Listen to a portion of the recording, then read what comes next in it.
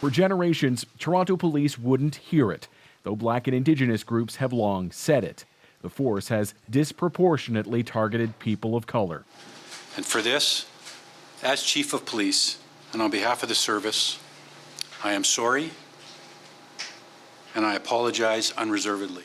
When filling out incident reports like this, police were ordered by the province to start collecting race-based data. The first figures were gathered in 2020 and now paint a stark picture. Overall, Black people were more than twice as likely to have any interaction with police. Officers used force on Black people 4 times more than their share of the population.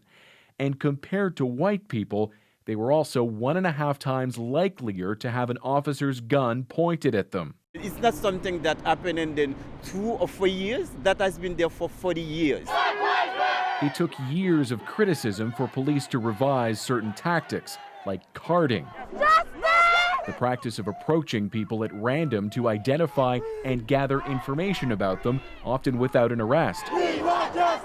Carding regularly targeted Black people, including author and activist Desmond Cole. Our police have been gaslighting Black people for years when we've been saying these things. It's not like they just didn't understand. Police have also scaled back strip searches, which, until 2020, were part of more than 1 in 4 arrests. The interim chief acknowledged bias in policing, but pointedly avoided blaming his officers. This data analysis speaks of systemic racism, not of individual acts of racism.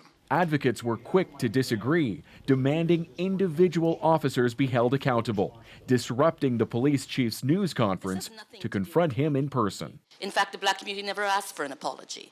Neither did I think you were apologizing to the Black community. This was you apologizing to your rank and file. Chief Raymer, we do not accept your apology. The data was gathered as the pandemic first sent Toronto into lockdown, and Black Lives Matter protests took over cities worldwide.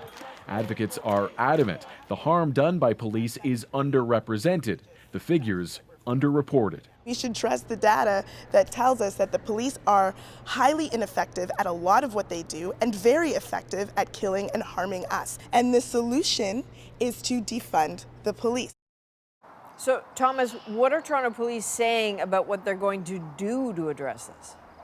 They have just released a list of 38 steps that Toronto police say they are taking to address systemic racism within the force. We're talking mainly training, reviewing procedures, and collecting more data. Now, among the members of the Black community we spoke with, there is very little hope that this is going to make much of a difference at all. In fact, you heard at the end of the piece there are renewed calls now for police to be defunded. In other words, for police funding to be redirected toward other services that advocates say could actually make a difference. Adrienne. All right, Thomas Dagla in Toronto tonight. Now, in Thomas's story, you heard a little of the palpable anger from Beverly Bain, a professor at the University of Toronto, an activist, but we want to play you more of her scathing rebuttal.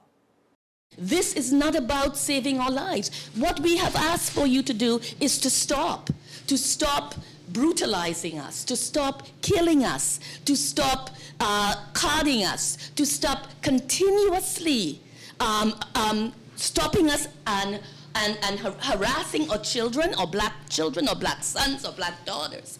That's what we have asked for. We have asked for the preservation of our lives. And what we have gotten instead is much more police. Yes, your police officers are responsible for their racism. So it's really significant that you understand. You have not tell us how you're going to stop the violence against us. You have not told us how you're going to stop the killing of our people. You have not said how we can be sure that we can walk the streets safely not being stopped. You have not said anything about that. So, Chief Raymer, we do not accept your apology.